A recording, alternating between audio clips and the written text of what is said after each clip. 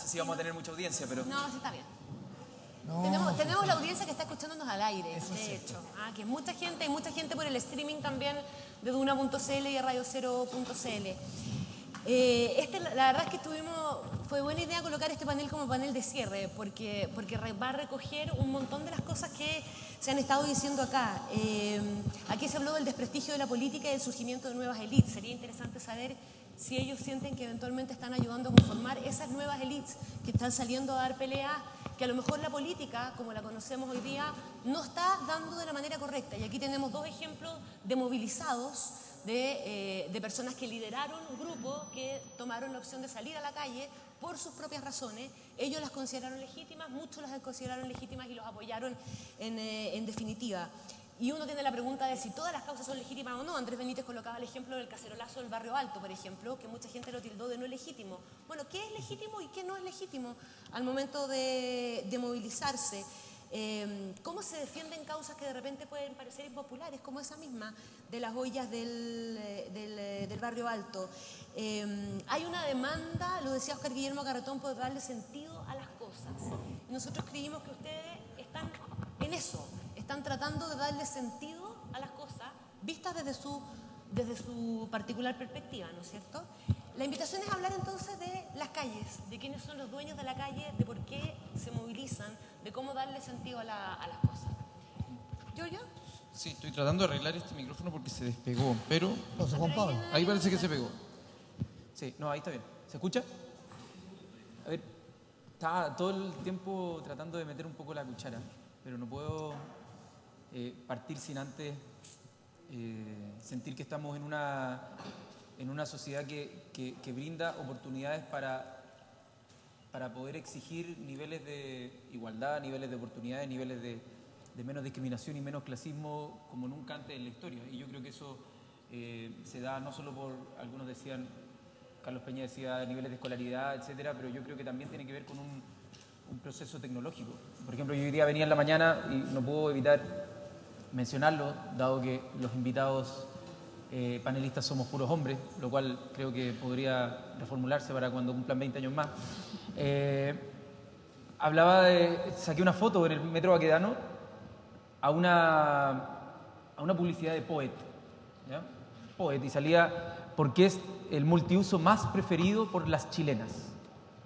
Y lo saqué y dije, oye, @Poet Chile, yo también limpio en mi casa el piso, no tienen por qué ser puras mujeres. Y se empezó a armar por Twitter inmediatamente, mientras me venía en el metro, una conversación espontánea sobre algo, y algunos decían, pero tú eres diputado, ¿por qué te preocupas de eso? Solo lo muestro como un botón de que hoy día hay posibilidades de gatillar debates que tienen que ver con causas que se dan en el espacio público, que muchas veces están metidas dentro del sentido común de la sociedad y que muchas veces no nos preguntamos.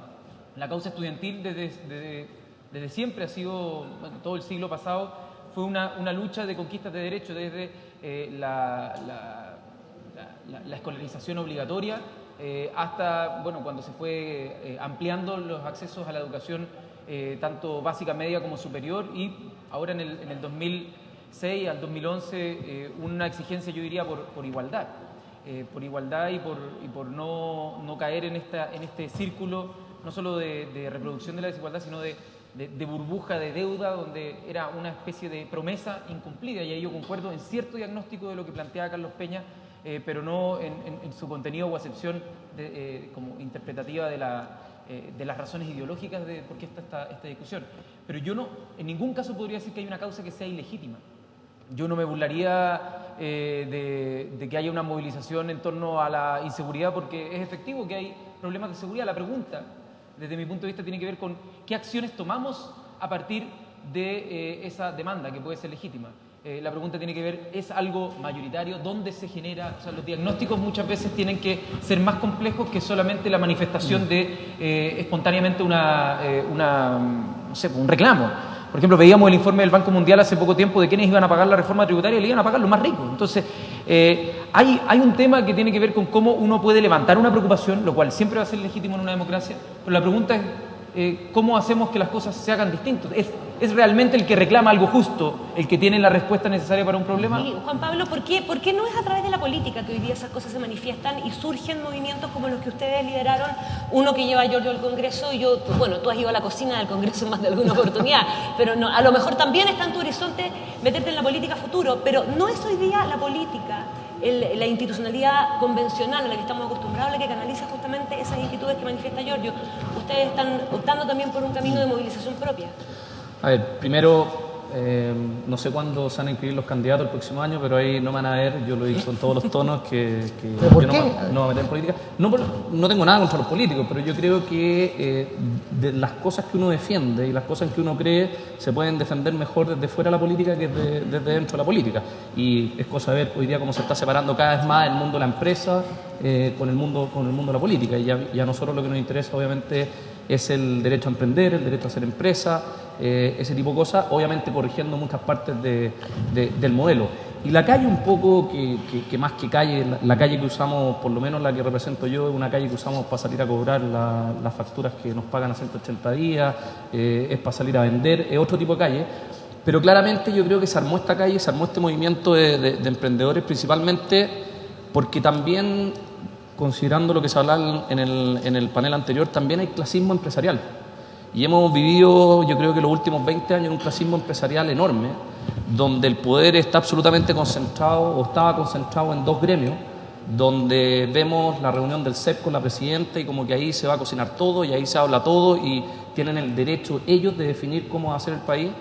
Y un poco el nicho que vino a cubrir tanto la Asociación de Emprendedores y hoy día la Multigremial de Emprendedores, esa calle que no está representada por el status quo que existía en ese clasismo empresarial de élite y que también tienen una voz más abajo y que no estoy tratando de decir que soy el Felipe de Río de los empresarios chicos, pero de alguna forma ahí hay un tema de gente no representada, gente que también se siente abusada por grandes empresas, gente que cree que los grandes empresarios perdieron todo el capital social para pelear por su idea, pero que también creen que, y en ese sentido a lo mejor el link con Giorgio es que nosotros estamos seguros que en Chile existen dos vías para la movilidad social. Una es la educación, absolutamente, y la otra es el emprendimiento. El emprendimiento es lo que puede sacar a una persona del quintil más pobre y llevarla al quintil más rico en cosa de meses o en cosa de un año. Y eso también tenemos que defenderlo con la misma fuerza que los estudiantes están defendiendo el derecho a educarse y en realidad. Me preocupa una cosa, porque una de las cosas que más me gustó a mí del movimiento estudiantil personalmente, y que no me gusta nada del movimiento estudiantil actual, es que Giorgio terminó siendo diputado y la Camila Vallejo terminó siendo diputada y que terminaron en la política convencional, en la política representativa. Y no se quedaron en la política matonesca de tirar una piedra y después esconderse y no ser responsable de lo que uno hace. Que creo que para mi gusto el gran problema del movimiento estudiantil de hoy, que es un movimiento estudiantil en que uno cuando quiere ser responsable de algo ya han cambiado los dirigentes, ya no hay nadie, ya no se sabe quién es. No, yo veo con preocupación que veo que tu actuación ha sido básicamente bastante política y en el mejor sentido de la palabra, y no solo en el tema gremial, sino que veo que también está la multigremial en la Araucanía, o sea, de otros distintos temas. No veo por qué eso no tendría que terminar en la política formal. Es como la política cuando no dice su nombre es quizás más peligrosa que cuando dice su nombre, porque uno puede testear, puede decirles que sí o que no a los diputados, y me parece que es un instrumento muy interesante. Y una cosa que me preocupa, y creo que también lo leemos, es justamente este desprestigio de la política, que es una forma también de responsabilidad cívica. Es decir, el ciudadano no es lo mismo que el tuitero. Son dos cosas totalmente distintas. El tuitero cree que es ciudadano, pero no es ciudadano, porque el ciudadano vota y es responsable de su voto. Y tiene que callarse mientras no haya otra elección, digamos. Puede hablar, pero no puede... a mí me preocupa eso. Es decir, yo no creo que la multigremial no haga política, yo creo que no hace política, el tema es no que hace no política, trata de sí. hacer política partidista, Claro, eso. que es muy distinto. Y tratamos, yo te aseguro que emprendedores comunistas y emprendedores de la UDI, los dos tienen el mismo problema para cobrar factura, los dos tienen el mismo problema para abrir una cuenta corriente o van a un banco y les cobran 4 o 5 veces más que una gran empresa. Entonces, cuando tú estás representando un sector que no le mira el partido político, ni el padrón político, ni cómo vota a una persona y que es transversalmente a todos los espectros políticos, claramente no puedes ni casarte con un partido político, no puedes meterte dentro de un partido, no puedes en el fondo decir que le interesa que tal candidato pueda ser elegido. y tienes que mantenerte desde ese punto de vista apartidista. Pero obviamente en las cosas que uno hace, en las cosas que uno dice, en la forma en que uno las pelea, en los videos que uno saca, claramente está influyendo en políticas públicas, está haciendo política. Y el problema concretamente en el último año y medio en este gobierno es que, claro, cuando uno se opone a un gobierno, automáticamente venimos con este problema social que tenemos, que es de encasillarnos en todo y para todo. Y obviamente porque uno dice que está en contra de ciertas reformas de un gobierno, automáticamente lo ponen a la derecha. Ese encasillarse, bueno, le recordamos que la idea es que nos puedan interrumpir y si alguien quiere intervenir, intervenga, pero por mientras, Giorgio, en ese encasillarse que reclama Juan Pablo, pasó, y me acuerdo en el proceso de la reforma laboral y ahora fundamentalmente durante el tema de los camioneros y la marcha de los camiones hacia Santiago, se encasilló justamente al movimiento que lidera Giorgio y otras personas más, los tildaron de fascistas, dijeron que en el fondo que estaban defendiendo a los ricos, que la causa no era justa, que en definitiva no era una causa legítima. ¿Tú defenderías así a uña, abrazo partido la causa de Juan Pablo o te haces cargo también desde que el movimiento social al que tú perteneciste, que tú lideraste, se cree que es el único, que es el único realmente representativo de lo social, entre comillas? No, es que no escondamos la política del debate que subyace a cualquier demanda social. O sea, yo puedo estar de acuerdo y creo que es legítimo que la gente se organice para reclamar algo, pero puedo creer que no tienen razón, que es distinto. Pero eso es sujeto de debate y la gracia, cuando se mezclan las dos preguntas que ustedes hacen, la legitimidad, yo nunca se la quitaría a ninguna demanda. Ahora sí creo que es bueno sustentarlo en datos. Cuando decían los camiones, yo creo que el gobierno se compró un gran problema con los camiones porque en una marcha hubieran sido 100 personas. Hubiésemos pasado sin pena ni Una marcha de 100 personas no es nada. Entonces las personas tenían derecho a marchar. Obviamente que 100 personas no es una marcha muy significativa, por lo tanto, ¿qué problema era para el gobierno que 100 personas pudieran marchar? No era ni un problema. Yo creo que el gobierno se compró un problema por sí solo y se magnificó un sector de la sociedad que se movilizó, que eran 100 personas y que tenían el derecho a manifestarse, pero no quizás desde el punto de vista mediático a tener quizás 4 días de reproducción de un conflicto y magnificación de un conflicto que era sumamente acotado. Ahora, cuando la segunda pregunta habla de cuándo las causas sensatas van a tener espacio si es que son impopulares, ¿quién define lo sensato? Eso es lo primero. ¿Lo define el CEP? ¿Quién lo define según ¿Quién define? La democracia, pues esa es la gracia. La gracia de que algo sea sensato es que algo conversado, es algo acordado, es un consenso social, con las diferencias que puedan haber y que ahí hay procesos de deliberación. Lo sensato yo no creo que venga del Espíritu Santo ni tampoco de un experto. Los expertos tienen que ser considerados, tienen que ser recurridos, y yo creo en una sociedad racional donde quienes tomamos las decisiones para poder legislar o para poder ir tomando decisiones, tomamos los distintos elementos y al final tomamos una decisión política, no es una decisión técnica. Por lo tanto, lo sensato, desde mi punto de vista, está supeditado a lo que una ciudadanía desde su autodeterminación considere que es sensato. Entonces ahí hay mucho engaño desde las élites a decir qué es lo que es sensato, porque generalmente lo sensato es lo que les conviene a la élite. Pero los alemanes eligieron a Hitler y no era sensato. Y lo eligieron democráticamente. Bueno, no. Tú hubieras dicho, pero tú hubieras dicho entonces que debería haberse prohibido que una persona llamada Hitler, que nadie sabía lo que podía venir, no pudiera. Yo creo que sí que se podía haber. Eso también es fascismo. Yo creo que el programa. Las sociedades aprenden, y yo creo que el gran aprendizaje después de la Segunda Guerra Mundial es la Declaración Universal de los Derechos Humanos. Entonces, no podemos pensar que hubiéramos llegado a eso sin un horror como el anterior. No tengo una respuesta, pero quiero decir que lo sensato no es equivalente a lo que la mayoría piensa. Lo único que estoy diciendo es que la mejor forma de resolver los conflictos para que los procesos de toma de decisión sean sostenibles es que haya un acuerdo social. Las imposiciones, desde mi punto de vista, no caen dentro de esa categoría. Lo estamos viendo con el mismo tema de la Constitución. Entonces, es que algo que es impopular, ¿cómo yo lo convencería si es que yo encuentro que es sensato? Convenciendo a la gente, haciendo campañas para persuadir. Parte importante del tema es cómo una sociedad canaliza los descontentos, ¿o no? ¿De qué manera está la institucionalidad preparada para canalizar esos descontentos? ¿Cuáles son las instancias para canalizarlos? ¿Cuáles son los sensatos? ¿Cuáles son los legítimos? ¿Cuáles son los que entran o no entran a la discusión? Aldo Lema quería hacer una pregunta hace rato. No, volviendo con el tema, gracias Connie, con el tema de la legitimidad. Al final, perfectamente son legítimos estas corporaciones o corporativismos. Tú representas a uno, Juan Pablo representa a otro, la SOFOFA puede representar a otro. Lo importante aquí ¿A qué corporativismo represento yo? Puedes representar a un corporativismo en el pasado de un movimiento estudiantil que al final busca sus intereses. Y lo importante, déjame hablar, lo importante aquí es que una vez que dan el paso hacia liderazgos, el liderazgo de ustedes debe, de alguna manera, efectivamente recoger esas posiciones populares o de los movimientos sociales, pero tienen que, de otra forma, recurrir a la evidencia para pensar en largo plazo. El líder, al final, tiene que tener la capacidad de persuadir, recurriendo a evidencia, y ahí los técnicos entran, sobre cuáles son los beneficios del largo plazo y no caer en un populismo en donde cualquiera de los dos sectores va a reclamar agujeros al queso. ¿Cómo voy y le hago agujeros al queso? ¿Cómo obtengo una tajada para mí? Y eso es muy costoso a la larga y al final termina perjudicando a quienes ustedes creen que van a beneficiar. Entonces, lo que yo veo en el Chile de los últimos 4 o 5 años es que ante liderazgos más bien débiles, ante movimientos sociales que han puesto sus agendas, muchas veces se ha terminado llevando la política pública hacia lugares cuyos costos no los vamos a ver en el corto plazo, pero sí los vamos a ver en el largo plazo. Ya los estamos viendo y los vamos a ver en forma más acentuada. Entonces yo creo es cómo se ven ustedes como líderes, recurriendo a la evidencia, a los técnicos, persuadiendo y no llevando a la masa hacia un lugar que a la larga va a ser muy costoso. Y como tú dices, con Hitler y con, digamos, otros, vayamos a cosas más de políticas públicas, esos costos los vamos a ver. Ya los vimos en el pasado. Sí, yo diferenciaría dos cosas y yo comparto que vamos a ver los frutos en el largo plazo y yo al menos creo que van a ser positivos, pero eso es una percepción distinta con respecto a la dirección que tienen políticas públicas. Por ejemplo, antes se hablaba del copago. Yo creo que el Estado le reemplace el pago a los padres y los padres pueden gastar eso en otra cosa de su presupuesto familiar es algo bueno.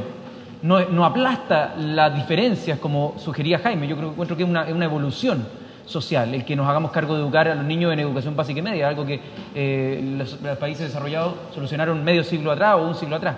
Pero creo que cometes dos confusiones de conceptos. Lo primero, el corporativismo con la representación.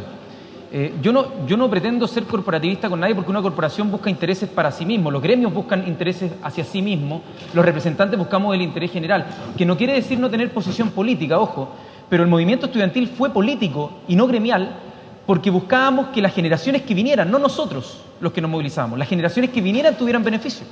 Eso no puede ser corporativista. Eso es algo totalmente ajeno a nuestro interés individual. Tenía que ver con los que venían. Y con respecto al populismo o la demagogia, que hay que separarlas. La demagogia, quizás cuando tú intentas confundir a la gente para un objetivo político que es otro, es nefasto. Pero ojo con que lo popular no necesariamente es algo malo. Claro. Yo creo que eso es una confusión que también es importante. Cuando algo es popular y la gente mayoritariamente quiere algo, yo creo que es importante hacer vista gorda, o sea, no hacer vista gorda a ese fenómeno. Eso en muchos casos obliga al líder que tiene información, que recurre a evidencia, que sabe, que puede tener, digamos, más antecedentes, a persuadir sobre beneficios que no se van a ver en el corto plazo, que luego se van a ver a la larga. Entonces, ese es el líder. El líder no puede dejar llevarse por la masa y arrastrado, digamos, a cuestiones que pueden ser muy populares en el corto plazo. Entonces yo creo que los líderes, y esa es la responsabilidad que tienen ustedes, esos líderes tienen que ser muy cuidadosos con eso. Lo hemos visto en muchos países, y lo hemos visto en la historia de nuestros países, en otras etapas de la historia, y hemos visto los resultados posteriores, Sí. de todo punto de vista, económico, social, político e institucional. Juan Pablo, sí, porque después Juan Manuel quiere hacer una pregunta. Sí, yo creo que hay un tema también que no nos da cuenta. El panel pasado se da a entender de que en el fondo La Tercera y el Mercurio se mencionaban en esos dos diarios, y eso también habla un poco del clasismo mediático que vimos. O sea, si no están el Mercurio y La Tercera, para mucha gente no existe, y claramente vemos cómo hay una red de diarios regionales hoy en día que tienen mucho más influencia en suma que a lo mejor una Tercera o un Mercurio. Y en ese sentido yo creo que las dos banderas de lucha, en el caso nuestro, yo creo que sí somos más corporativistas porque sí defendemos intereses de un grupo y somos la voz de un grupo en especial que quiere lograr cosas que cree justas y que cree bueno para la sociedad y que cree que también tienen algo de justicia social. Y en ese sentido, claramente, yo creo que acá el éxito, por lo menos de la calle que nosotros representamos, está arraigado en dos cosas. Uno, el emprendimiento que está en manos de nadie, y dos, la descentralización. que es otro tema también que tenemos como país, donde todo pasa en Santiago, pasa en el Congreso, donde todas las decisiones se toman acá y donde en el año que a mí me ha tocado viajar a las distintas regiones del país uno se da cuenta de cómo le cuesta a la gente de regiones visualizar sus temas.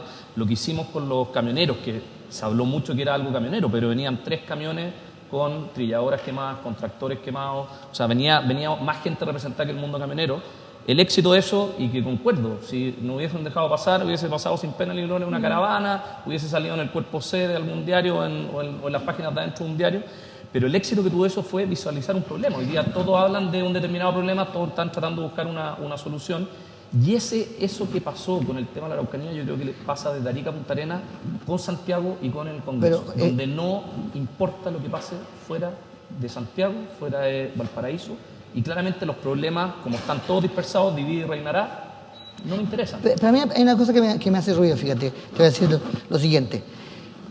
Y esa es la diferencia entre la política a la antigua, que es la que me gusta a mí, y la política postmoderna, que es la que creo que es peligrosa. Ustedes lucharon para hacer una reforma a la reforma. Lograron hacer una reforma a la reforma. Luego, los mismos que habían firmado la misma reforma a la reforma dijeron que esa reforma a la reforma no servía para nada. Es decir, si yo firmo algo y yo me hago responsable de algo y yo lucho contra algo, no sé si en tu caso te estoy hablando sobre todo de los parlamentarios que ahí firmaron, eso sí que es la demagogia y el populismo, muchísimo más que hacerle caso a lo que la gente dice, lo que la gente pide, que eso es lo que en Chile nadie hace nunca. Cuando uno vota por algo y se inscribe por algo, uno puede a los 6 meses decir que lo mismo no tiene ningún sentido. Es decir, si yo voto por algo, me hago responsable de algo, o sea, no sé si el caso tuyo, pero siento que... Reforma a la reforma, un movimiento de Bernardo Fontaine que no tiene nada que ver con nosotros. Lo segundo, yo, y tú lo puedes ver en los diarios, he aplaudido cómo quedó la reforma tributaria para las pymes y para los emprendedores. El artículo 14 del PYME, que es un problema que es muy enredado y que de hecho lo estamos hablando con el ministro de Hacienda para que sea más simple acogerse, es un artículo que dejó a las pymes lejos, pero por lejos mejor en esta reforma tributaria que antes. Las pymes hoy día pueden pagar el IVA 120 días. Habían antes emprendedores que no podían tomar un contrato con una gran empresa porque el contrato por 50 millones había que pagar 10 millones de IVA y el tipo no tenía plata. Las pymes en promedio van a pagar menos impuestos que las grandes empresas, por lo tanto, y yo lo he dicho públicamente, esta reforma tributaria fue una reforma pro emprendedores, pro pymes, y eso lo conseguimos. Si quedó la cagada con las grandes empresas y los efectos negativos con el país, obviamente es algo que yo no me voy a hacer cargo, porque yo peleé por el grupo que representaba y para ello, efectivamente, si tú comparas la reforma antigua con la reforma tributaria actual, la reforma tributaria actual los protege, los cuida. De escucharlos a los dos, me surge una pregunta, y esto tiene que ver también con parte de los análisis que se habían hecho antes. Harald Beyer y Carlos Peña coincidían en que aquí se había hecho un mal diagnóstico del país a partir del 2011 y de que se habían sobrevalorado eventualmente las expectativas de la gente o los cambios que la gente estaba buscando. El mundo político se asustó con los camiones, el mundo político se sigue asustando con una amenaza, a lo mejor un poquito menos ahora, pero se asustó durante un rato largo, quedó perplejo frente a los movimientos estudiantiles y a la cantidad de gente que esto sacó a la calle. ¿Ustedes creen que el mundo político todavía no logra leer correctamente qué es lo que la calle, tratemos de hablar de una calle, que tú hablas de tu calle, pero no, me refiero al mundo del descontento? Sí, sí. O sea, ¿el mundo político está logrando traducir correctamente ese descontento que ustedes representan, aunque sea desde ámbitos distintos? A ver, yo creo que siendo Tú ya miembro estás un del poco Congreso, ahí. creo que no hemos entendido ni un poco. O sea, con todos los escándalos que han habido el último año y cada semana hay un escándalo nuevo con respecto a algún parlamentario se manda un condoro o el conjunto de los parlamentarios nos mandamos un condoro cuando no hay sesión porque no alcanzan a haber 39 diputados para que comience la sesión. Entonces, día tras día no nos hacemos cargo de este problema, pero yo creo que es más endémico el problema. Como lo decía antes en una pregunta, yo y en la introducción, creo que la forma de entender la democracia, de la misma manera que el siglo XIX, es decir, un voto cada 4 años, un cheque en blanco, o 8 años, en los casos de los senadores que se pueden ir a un mundial de rugby entre medio, alegándole a la gente básicamente por qué le reclaman, eso tiene que cambiar radicalmente. La gente ya no lo percibe como algo legítimo.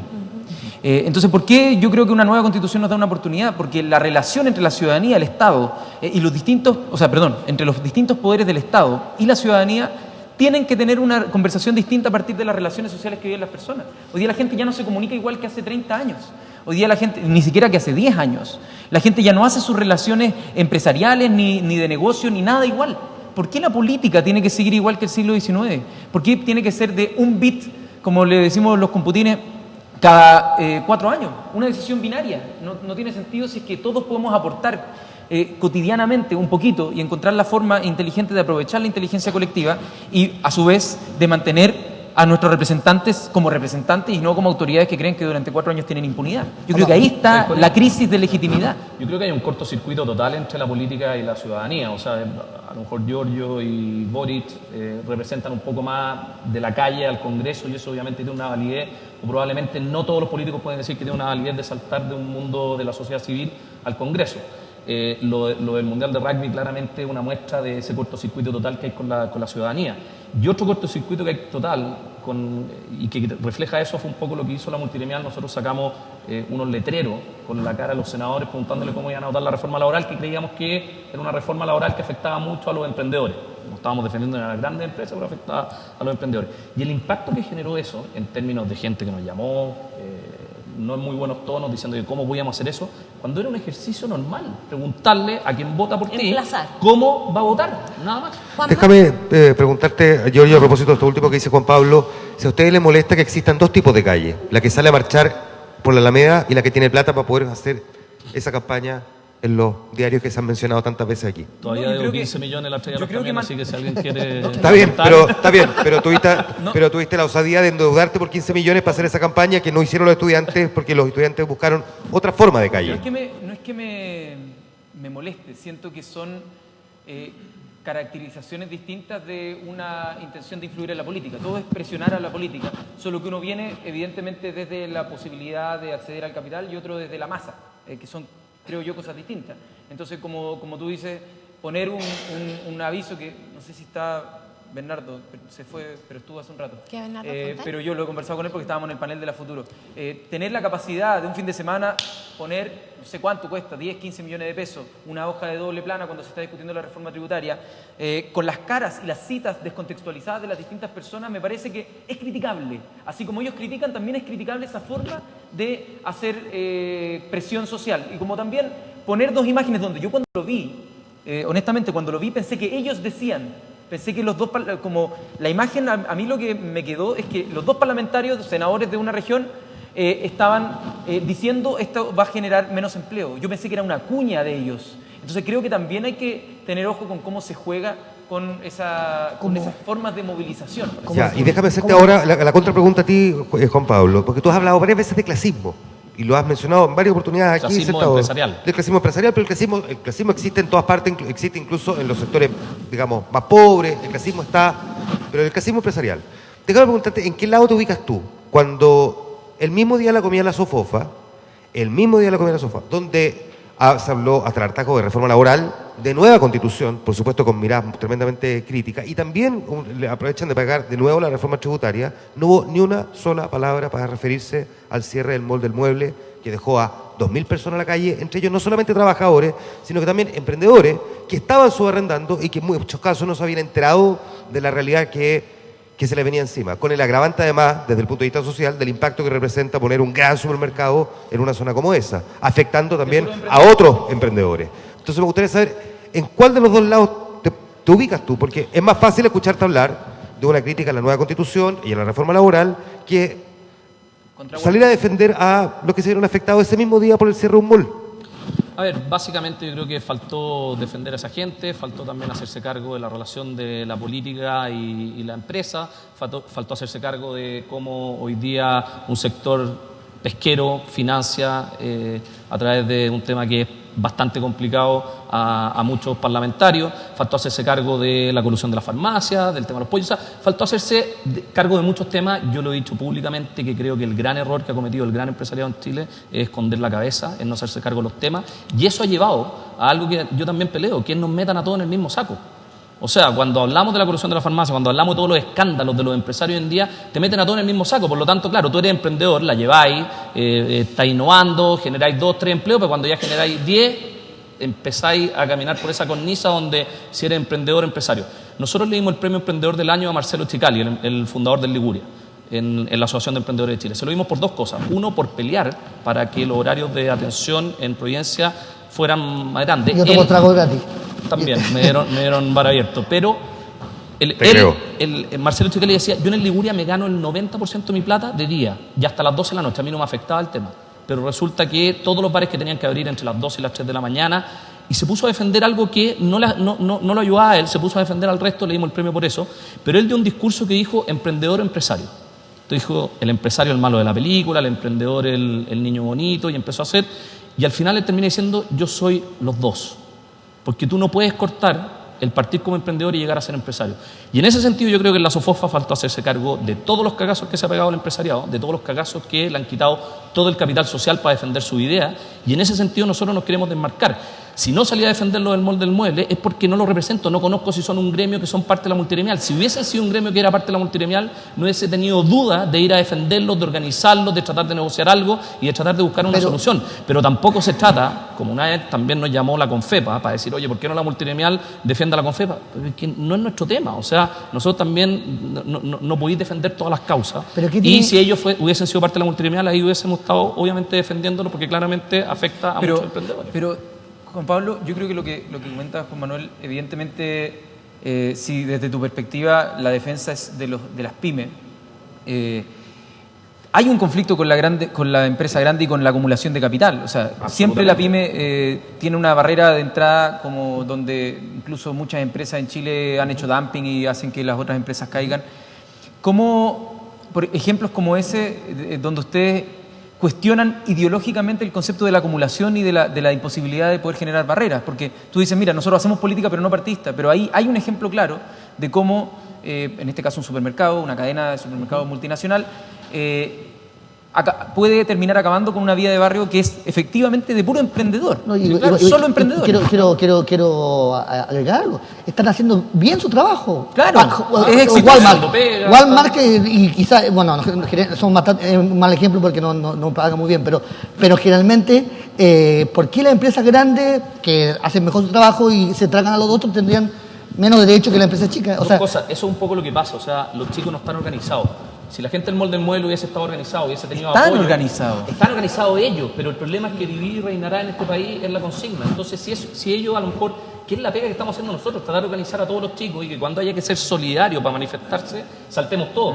Yo en las presentaciones que hago en la multigremial me quejo de que el 84% del PIB está en manos de 3.000 empresas y que claramente hoy día no solamente el clasismo empresarial, sino que la desigualdad empresarial en Chile es enorme. Me quejo de que las grandes empresas te pagan a 180 días y se financian contigo. Me quejo cuando los bancos te cobran 4 o 5 veces a las pequeñas empresas versus las grandes empresas.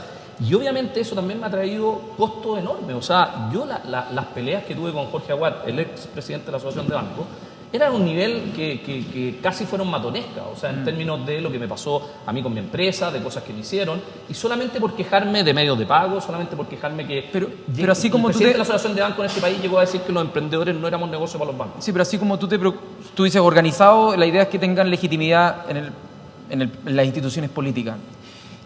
¿Por qué es más legítimo que los emprendedores, que son menor cantidad que los trabajadores, puedan tener más peso específico a la hora de legislar una reforma laboral que los trabajadores que son más? En este caso yo creo que la reforma laboral, lamentablemente, como no es por rama, son pocos los trabajadores que se ven posiblemente beneficiados, pero ¿qué es lo que tú crees que les da más peso específico o que haría que los parlamentarios debiesen escuchar más la voz de los emprendedores por sobre los trabajadores? No es escuchar más la voz, es solamente escuchar las dos voces. Yo creo que los trabajadores están muy bien organizados, la CUT representa a los trabajadores del sector público de muy buena manera, algunos trabajadores del sector privado. Lo que estoy haciendo yo es poner la posición de las pequeñas y medianas empresas. Lo que yo estoy tratando de hacer ver es el problema que va a tener la agricultura. Sí, pero si es que el acuerdo ProPyme, es que esto es una contradicción que yo veo que es bueno como exponer. Si es que el acuerdo ProPyme hacía que los trabajadores puedan organizarse menos, es decir, que pasen de 8 a 25, por ejemplo, para poder sindicalizarse, ¿cómo podrías eventualmente estar a favor de que se legitimen las causas organizadas si es que ese acuerdo que generan con los emprendedores es para aplastar la posible organización de los trabajadores? Dos cosas. No se trata que subiera de 8 a 25, se trata que volviera a ser 25. La razón por la cual se baja de 25 a 8, para que todos lo sepan, la razón por la cual se baja de 25 a 8 el quórum es por la ley del multirut. Era porque para evitar que te hicieran sindicatos, los grandes empresarios hacían varias empresas. Como se corrigió el tema del multiroom, perfectamente podíamos volver a 25. Y segundo, lo que te quiero decir es que en una empresa de 25 personas, probablemente el dueño de su empresa sabe cómo se llaman todos, sabe cómo se llama la señora de cada uno de sus empleados, sabe los problemas que tienen. Las relaciones son distintas. ¿Y las pymes más chicas que 25? ¿Qué hacen? ¿No pueden sindicalizarse? Las pymes más chicas de 25 van a negociar uno a uno. En las pymes, los problemas, por ejemplo, ¿qué hace una pyme cuando llega un trabajador? La pyme no tiene headhunters para contratar personas, por ejemplo. Entonces, es prueba y error. Tú tenés trabajadores que se ponen la camiseta, trabajadores que no se ponen la camiseta, trabajadores que te funcionan mejor, trabajadores que no te funcionan mejor. El pyme lo que hace es ir premiando al gallo que está poniendo mal la camiseta. Ese gallo va creciendo, por lo tanto tenéis que tener poder de negociar uno a uno de forma distinta. Porque también pasa mucho, y pasa mucho hoy día en la sociedad, de que un trabajador que, por ejemplo, hizo un curso en algún instituto, se capacitó, llega donde el jefe y le dice, jefe, ¿me puede pagar 50 lucas más ahora? Me capacité un poco más. Ese tipo de cosas hoy día se están... Sí, pero es la perspectiva del empresario pequeño, mediano, y no la del trabajador, que tiene más representación. Aldo cree... Un punto de síntesis, nada más de esta parte que me parece interesante. ¿Cómo no se va a ver vista afectada la inversión en el futuro o las perspectivas de crecimiento si dos líderes en el país, más un periodista de gran reputación, implícitamente respecto al caso del mueble, al mall del mueble, están cuestionando los derechos de propiedad que habían ahí? Se pueden cuestionar, pero expliciten que hay un cuestionamiento a alguien que tiene derechos de propiedad que los está ejerciendo. Punto. No, nadie está cuestionando los derechos de propiedad, se está cuestionando la forma en que se solucionó el problema, se está cuestionando en el fondo que nadie se sentó a negociar, se está cuestionando que los emprendedores del mall del mueble no tenían una representación para presentarse igual a igual con quien le arrendaban. O sea, son cosas de organización, son cosas de representación. Lo que entiendo es que quienes estaban afectados estaban informados, y este es un proceso largo que se produce un día y que algunos periodistas o algunos como nosotros nos enteramos de que ocurrió eso. No es así, Aldo. Por eso hago la distinción, perdona, por eso hago la aclaración de que había gente que estaba subarrendando ahí que no tuvo la información directamente del arrendatario. Claro, por eso se produjo este problema. No ahora, al margen de eso, mi pregunta apuntaba a otra cosa, porque de todas formas, por lo menos hacer defensa del derecho de propiedad, pero cuando se trata de los pequeños, los grandes empresarios no hacen ni una sola mención. Pareciera que los chicos están defendiendo a los grandes y los grandes nunca defienden a los chicos. Por lo mismo, porque es el punto inicial que planteé. Los grandes, los chicos, los estudiantes son corporaciones, defienden sus intereses, y los que tenemos que tener de alguna manera una mirada que sea por el interés general son ya sea quienes interactuamos con ellos y sobre todo los líderes políticos. Aldo, déjame hacerme cargo de esa pregunta porque creo que es interesante. Y sin siquiera tocar el tema de propiedad, que yo creo que es un debate interesante, desde que se inventa la propiedad, que no es como un derecho natural, sino que es un consenso social de que es la mejor forma de distribuir algo que es escaso como la tierra, o como el espacio material. ¿Qué es lo que le da legitimidad a una inversión? A una inversión también le da lo conocido hoy día como la validación social. Y en este caso, la política tiene mucho que decir a la hora de cuáles son los límites de una inversión. Por ejemplo, si es que hay un ecosistema donde hay un comercio, en este caso de emprendedores, y vale la pena, por ejemplo, a través de un plan regulador, que es una acción política, limitar para que no existan, por ejemplo, edificios de ciertas características o áreas comerciales que no cumplan ciertos requisitos, eso se puede hacer. Y no es que atente contra la propiedad necesariamente. Lo que atenta, o lo que busca más bien, es un desarrollo más armónico de la sociedad, de que las oportunidades se distribuyen igual. Entonces, pero yo voto no yendo a Walmart a comprar. La población vota sistemáticamente. No me gusta la publicidad de Poet, no me gustó la publicidad de Poet y voy y compro el otro porque está discriminando. Me está discriminando. Entonces, en definitiva, lo que hay es, a partir de la libertad individual, que también está cuestionada implícitamente en el análisis, y es lo que más preocupa, a mí me preocupa porque yo creo que eso, sobre las bases de la discusión filosófica de cómo se va a armar una constitución hacia futuro, hay implícitos muchos cuestionamientos que en el fondo generan una gran incertidumbre que detienen el país, van a detener el país por los próximos 2 o 3 años. Yo creo que es difícil que en Chile salga algo parecido como que no existe la propiedad intelectual. La pregunta es, ¿cuál es la jerarquía? La propiedad privada. La pregunta es, ¿cuál es la jerarquía de los valores a la hora de buscar el bien común? Y cuán justo o injusto puede parecer que sin avisarle a un subarrendatario entre la fuerza policial, como entró, incluso votando a periodistas, fue una cuestión bastante burda, a mí me parece... y generar todo por, no sé, pues Walmart, que tiene miles de millones de dólares de ganancias anuales, y querer un poco más. A mí me parece interesante como el diálogo se está dando, porque escuchando los ancianos que hablaron antes de ustedes, se nota un corte generacional bien fuerte. Yo creo que es distinto los hijos de la caída del muro de Berlín que los hijos de la caída del muro de Wall Street. Aquí hay algo de lo que no se habló nada, que es el 2008, que para mí es un cambio de un antes y un después. La ideología que defiende Aldo, que es una ideología perfectamente legítima, también tiene una época y tiene un fin, digamos. Es decir, la propiedad como factor de crecimiento, y, digamos, hay unos cuestionamientos. Hay una discusión, aquí se ha hablado como que estamos todos de acuerdo en el fondo, que incluso los que están en desacuerdo están de acuerdo. Que en Chile todos en el fondo estaríamos tan de acuerdo que no sé por qué la gente reclama Estamos de acuerdo en tener la discusión. Pero estamos de acuerdo en no tenerla porque todos empezamos diciendo estamos de acuerdo, y luego el único que estaba de acuerdo aquí fue Felipe Berrigo, el resto está todo el mundo de acuerdo. ¿Qué les pasa a ustedes con esa discusión? Yo lo único que planteé es que estoy como... Esto parece el debate de marcianos, demócratas, cristianos del Plan Z. Sí. ¿Estamos de acuerdo o no estamos de acuerdo? ¿O el consenso consensual? El consenso consensual. Pero yo partí diciendo que encuentro legítimo que se expresen, pero estoy en desacuerdo con el contenido. Yo creo que fui bastante explícito en eso. O sea, porque creo distinto de cómo debiesen orientarse los pesos específicos de las poblaciones. Unas que tienen, producto de la concentración mediática y de la capacidad de acumular capital, tienen más influencia a la hora de tomar... ¿Pero tiene un modelo de sociedad distinto a este? Por supuesto. ¿O quieren mejorar este? No, por supuesto que tenemos un modelo de sociedad distinto. Sí, por eso mismo, yo creo que la herramienta fundamental para cambiar eso es radicalizar la democracia. Que la democracia deje de ser un espacio cautivo de quienes pueden influenciar más porque tienen más poderes fácticos y pasa a ser la expresión de la soberanía popular. Y eso es democracia para mí. Algunos pueden encontrar que eso es muy radical, pero para mí eso es el principio que se decía incluso en Estados Unidos: la democracia es el gobierno del pueblo, por el pueblo y para el pueblo. Eso debiese ser, y hoy día no lo es. Y esa es la preocupación. Y esos poderes fácticos, por ejemplo, están así que, imagínate la escoba que dejaríamos como multigremial si tan solo sugiriéramos, de que los próximos candidatos a diputados y a senador al menos hayan vivido los últimos 10 años en su región. Pero sería horrible. O sea, se rompe todo el poder fáctico que decís tú, todo el tema que, más que el sistema binominal, yo creo que va mucho más allá de eso. O sea, el tema de cómo te repartes el país para sentarte en el Congreso. Eso también es... Y eso obviamente en el fondo son temas de expresión de la calle, de expresión de las regiones, que claramente pueden de alguna forma empezar a cambiar las cosas. Vamos cerrando, ¿sí? Vamos cerrando. Sí. Agradecemos a la Connie Stipes, Rafael Gomucio, Juan Pablo Suet y Giorgio Jackson por este bloque de conversación que realmente llenó todas nuestras expectativas de poder ir más hacia lo profundo, hacia tratar de permitir, de crear una instancia donde todo el mundo pueda conversar, aunque esté en posiciones distintas, tan válidas todas. Muchas gracias, sobre todo muchas gracias a los equipos de Duna Cero, Grupo Dial, que han hecho posible este encuentro y que todo funcionara bien. Gracias.